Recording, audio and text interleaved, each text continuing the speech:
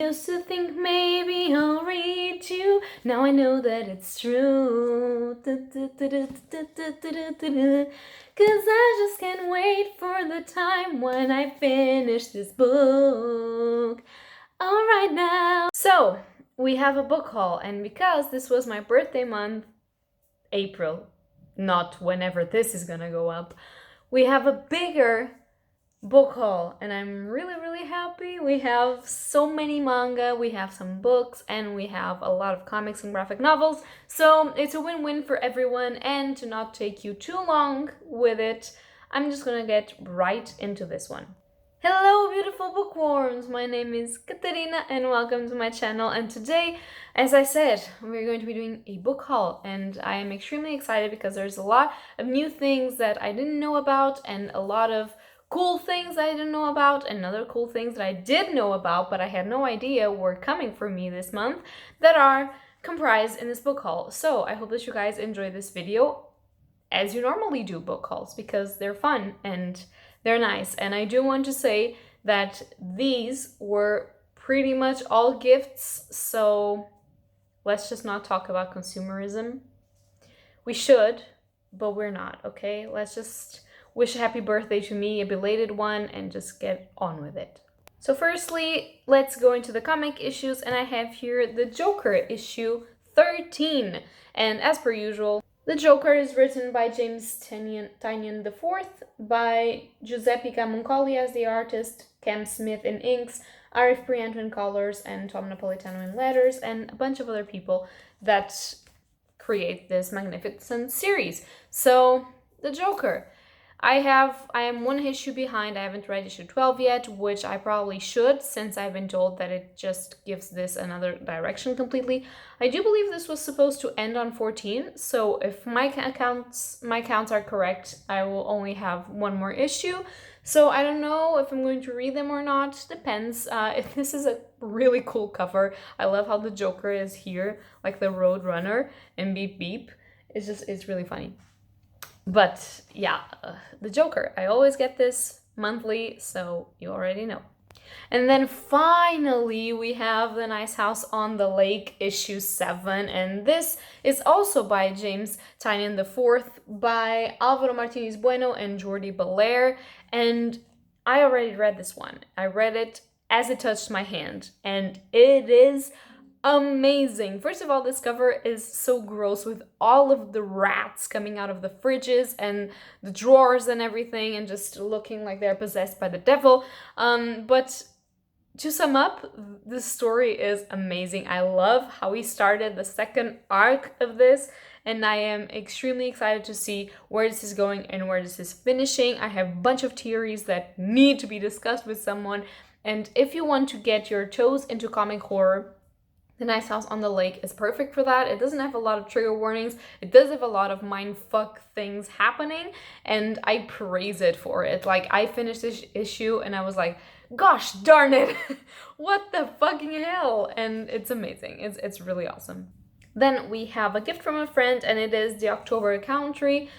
These are short stories by Ray Bradbury, and apparently this book is illustrated by Joseph Mugnani. Munaini. Okay, I don't know how to say this name. There. Can you see it? You can't see it because it isn't focusing. Okay, you're seeing it. So it says, the October Country is Ray Bradbury's own netherworld of the soul, inhabited by the horrors and demons that lurk within all of us. Renowned for his multi-million copy bestseller Fahrenheit 451, which I haven't read yet. I know, I'm terrible. And hailed by Harper's Magazine as the finest living writer of fantastic fiction, Ray Bradbury proves here that he is America's master of the short story. And it says it has 5 stories specifically, and then 14 more unforgettable tales, and I'm very excited. I have never read Ray Bradbury. I wanted to read Fahrenheit 451. However, I haven't. I haven't got the book, so I haven't read it yet. And this appears to be the best way to start, with tiny short stories with a beautiful cover. And this won the National Book Award Distinguished Contribution to American Letters. Excited!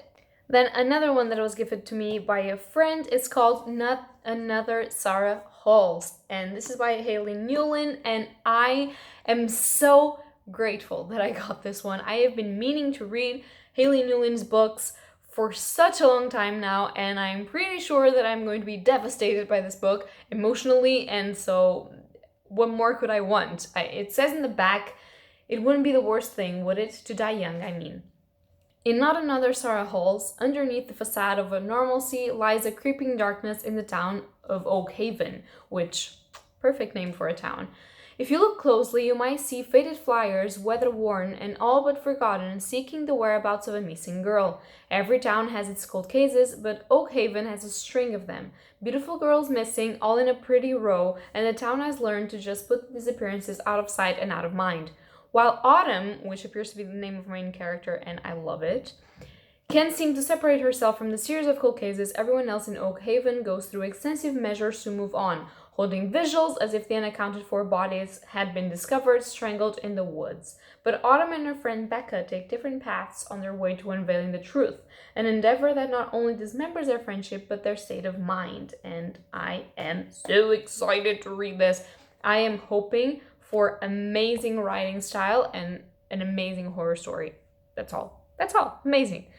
Is that too much to ask? Amazing? No? Too high expectations? I don't think so. Then we have another beautiful book. This one is in Portuguese, but I do believe that it exists in English, and it's called The Lamplighters. This is by Emma Stonex, and I love this cover. This is by Top Seller Editora, and they gave us the pleasure of voting for which cover we wanted. And I was like, this one, this one, this one, this one, because it's perfection. It's just like a painting. It has a beautiful lighthouse. It has reds and yellows and blues, and it's just so fucking beautiful. And apparently this is about an abandoned lighthouse, 3 missing men, and it is an impossible mystery inspired on a true story. And I don't need to read anything else. This is so beautiful, and it appears to be so interesting. They say it's kind of drama horror, and I'm in for it. I'm in. I hope I enjoy it, but I'm in. Then we have some graphic novels that I had never seen before. And the first one is Homesick Pilots. And this is volume 1, Teenage Haunts, which is cool. It sounds like a horror. And who are the authors of this? So the writer of this is Dan Waters, and the artist is Casper Wingard. Let's hope this is how you pronounce it. It has a bunch of other artists. And it says, in the summer of 1994, which I love, I'm a 1996 baby, but I still miss a lot of that end time, since I got the time from ending the 19s and going to the 2000s, and I still caught a lot of things of the end of the 90s, so I love it. In the summer of 1994, a haunted house walks across California. Inside is Amy, lead singer of a high school punk band who's been missing for weeks. How did she get there? What do these ghosts want? And does this mean the band has to break up? It says, expect 3 chord songs and big bloody action as Power Rangers meets The Shining. And then it says, yes, really. And I know. And as writer Dan Waters and artist Caspar Wingard delve into the horrors of misspent youth. And I love it. First of all, haunted houses. Second of all, punk bands and just teenagers doing stupid things in the summer. Horror. We want it, we love it, and I hope this is amazing as it promises. Next one that we have is also unknown, I believe, and it's called Nightmare. And it's a play on nightmare, of course. And this one was story and scripted by Rick Remender. And the story and art is by Kieran Dwyer. Dwyer? Yeah, I think that's the name. And the cover of it, it does look like a nightmare. And it says in the back, Mary Spector is a teenage girl trained to be a lucid dreamer, which I love. Her father runs a sleep disorder clinic where Mary enters the ghastly dreams of disturbed people in an attempt to help them. When a patient is revealed to be a serial killer, the nightmare world and the waking one become intertwined, putting Mary in jeopardy. Set in a world where the boundaries between dreams and reality are tenuous, Night Mary by Rick Remender and Kieran Dwyer is a very dark and terrifying trip into psychological horror. And I love psychological horror, so let's just hope it's great. Now, a cutesy one that is very non-cutesy as well, it's called Beautiful Darkness. And this is by Fabien Velmen and Carascote? Carascote? What? I don't know. I'm so sorry. This has things that I cannot pronounce. But apparently I have been told that this is about like a group of small people, like, you know, little people, like Lilliputians, like in Gulliver's Travels, if you ever read that. So really small nature people that find a dead body of a dead girl, I think it's a dead girl.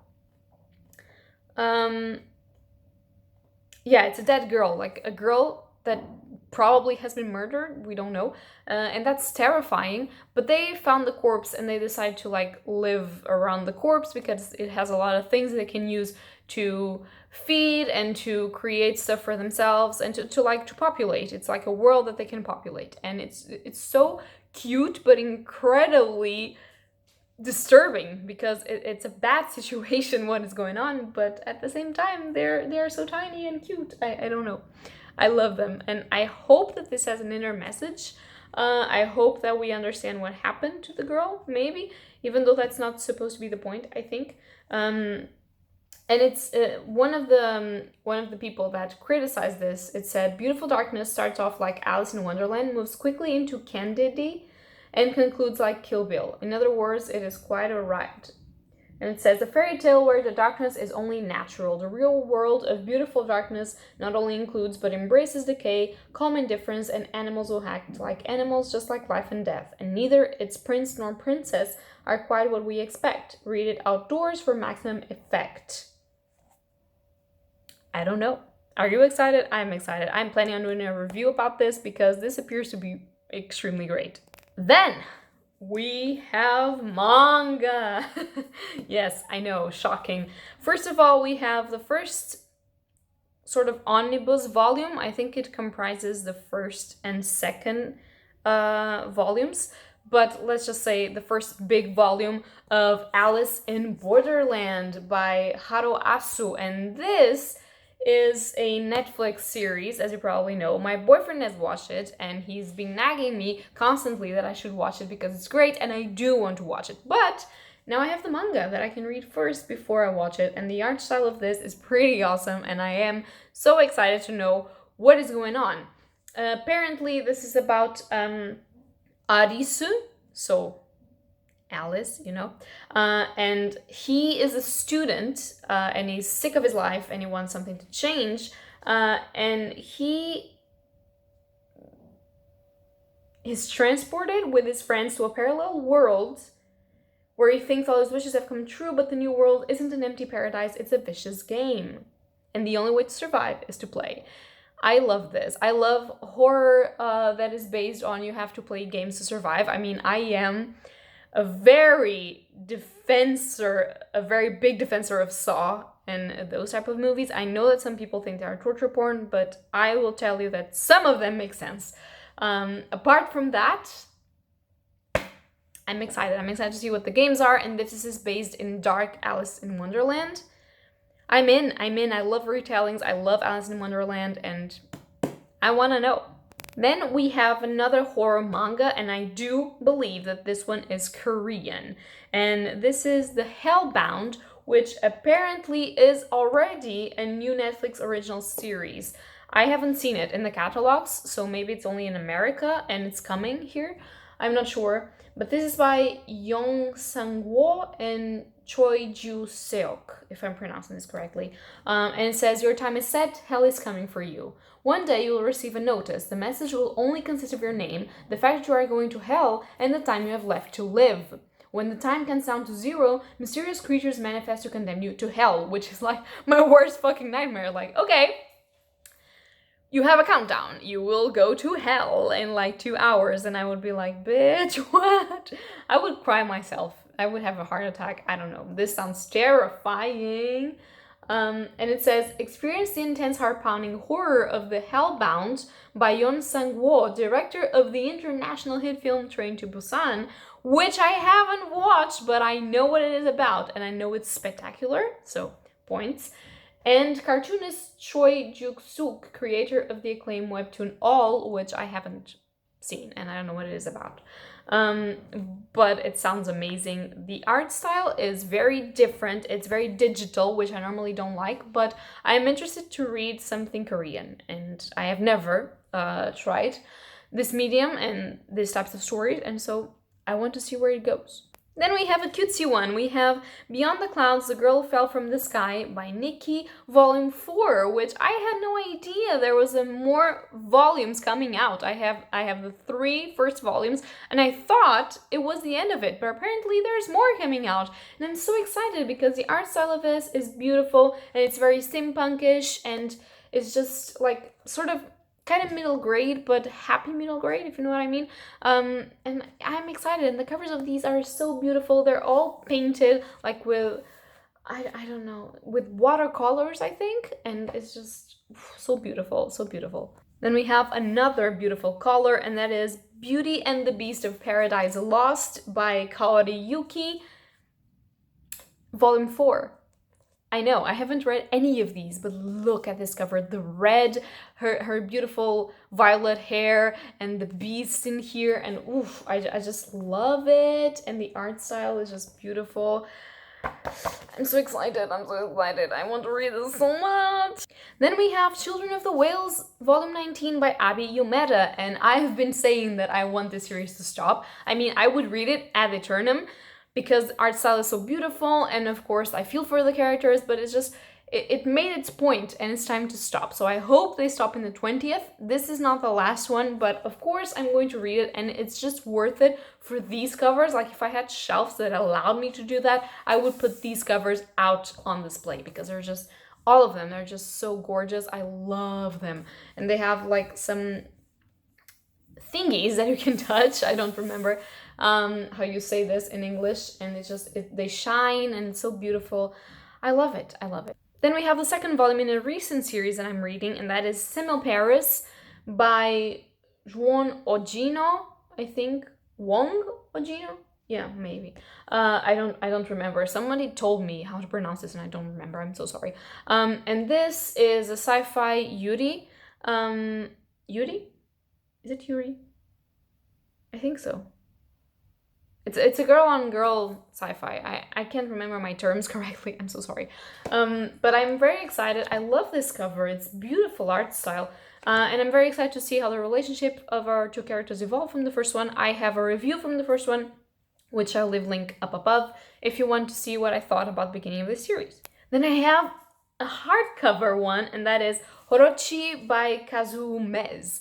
And this is volume 1. Apparently, this is going to be like a short story collection of Kazuo Mez's works, and I am fairly excited for this. Saying before being rudely interrupted, I have this Orochi by Kazuo Mez, and if you know, Kazuo Mez was one of the inspirations for Junji Ito when he started doing horror manga, and so we want to meet the master, you know, the master, the one that inspired him. I've read Drifting Classroom by him in the Perfect editions, which were 3 hardcover editions, and even though I sort of like the art style, I couldn't say that I loved the story. I understood it was a social criticism, and I enjoyed that part. That part was well done, but I didn't love the entirety of the story. These ones, because they're short stories, maybe they are better. I've seen the art style is great, and I have heard there's 2 short stories in here, so I am excited to meet our main characters and to love the art of this. Then we have volumes 5, 7, and 8 of the Hat Atelier, and oh my god, they're so beautiful, and I'm missing 6. I'm missing volume 6. If any of you guys know where volume 6 is, please direct me to a link where we can get volume 6, because it's currently out of stock. And I'm dying because I love the Hat Atelier. I only read 1 volume of this manga series and I am already in love. And it's great. It's great. It's about magic and the characters are amazing. And I like this maybe almost as much as I like Magos of the Library. And if you know that that's my favorite manga series. So this is great. The art style of this is gorgeous. And this one, the Eisner. Yeah, this won the Eisner for being an amazing fantasy series. And it's also a Harvey Awards winner. So really, you can't go wrong with Hat Atelier. It's still ongoing, sadly, so I don't know if it's going to be a very big or small series, but it's indeed worth it. And then we have my trashy vampire manga. I can't believe I'm saying this. And that is Rosen Blood by Kashiru Ishizue, and this is volume 2. I've read volume 1. I haven't made a review because I was hoping for volume 2 so that I could make a better informed review if this was great or not, but I'm going to love it. I just know it, and if you like paranormal vampire romances and apparently reversed harems, possibly, you should read this. You should. It's amazing, and their way of eating blood is completely different. Drinking blood is completely different from what we are used to, and they're completely different from what we are used to. And I love Rosen Blood. I love it. I'm so excited to reread the first one and then read this one. I am a mess. I'm a trashy vampire whore, but I mean, we love it. We love it. We praise it. So there's nothing to be ashamed of. You're safe here to read what we want. What you want, I mean, not what we want. But I'm so excited. I'm so happy. So another book that I've got, and this one I got for myself. There's an unboxing going around on my channel of this, but I got the Waterstones exclusive edition of The Atlas 6 by Olive Blake, and this is an annoying sticker. Do we like it? No, we hate it. And I showed this book on the beginning of this book haul, and now I was forgetting to haul this, and this is beautiful. This is like, you can put your finger in here and feel everything, and I am currently reading this, actually. I am there. I'm on 170 precisely. I'm on the beginning of a chapter, and I am loving it so much. I'm enjoying it so much that I have pre-ordered the second book, and I am so excited to finish this one. This one I'm reading in a buddy read with my friend Maria João, and I'm being a terrible friend because I'm not reading this at the time and moment that I should, because I have a lot of things to do, but I am still loving the experience. I love these edges. They are so beautiful, and everybody knows the Atlas 6 because it's supposed to be the TikTok sensation or whatever. I don't go to TikTok that much, and I haven't seen it on TikTok, but I was fairly intrigued. It's kind of a dark academia, but good, not like The Secret History. So sorry. And it's really cool. It's about 6 people that are going into a society, and only 5 can be chosen. So you'll see how that's a problem, and I'm fairly excited to see where this is going.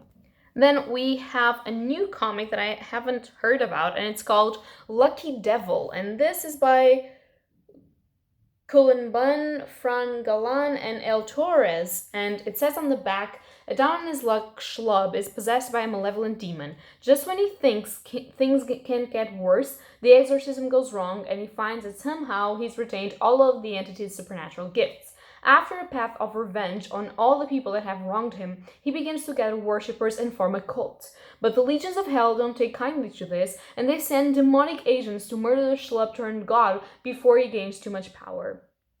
And apparently it's a standalone. I think it's only this trade paperback, and I mean, I don't know. Religious horror and me, we have a strange relationship, but since I've been doing some research on it, I am really appreciative of this one, and I think that I'm going to read it fairly soon. I am excited to see where this is going. Then I have a new issue of Red Room. This one is called Trigger Warnings Red Room, and it's by Ed Pishcore, and this is amazing. It looks like you're like going into these websites with things. This one looks like a magazine. It says, "Behold live via webcam the Rat Queens. The blockbuster hit series is back," and it has like a lot of severed heads, and it says, "Witness mayhem and bloodbaths. See murder on the dark web for fun and profit." And of course, it's supposed to be a societal criticism. However, I haven't read anything of these, and I am very excited to pick this up. I have the entirety of the 4 or 5 issues that are the first series that he's done, and so I am very excited about this one. Had a slight angle change, I'm so sorry. But we have another comic issue. It's the first comic issue of a new series called We Have Demons, and it's by Scott Snyder, Greg Capullo, Jonathan Glapian, Dave McKay, and Tom Napolitano. So apparently this is about the apocalypse, but like really gory apocalypse with demons, kind of like this one, just getting into the earth and killing people, like very gory. So I want to see how this gets made into an actual story with a plot, because if it's just demons killing people, I mean, it's fun and amazing, but I don't know. You know, I don't know what's going on.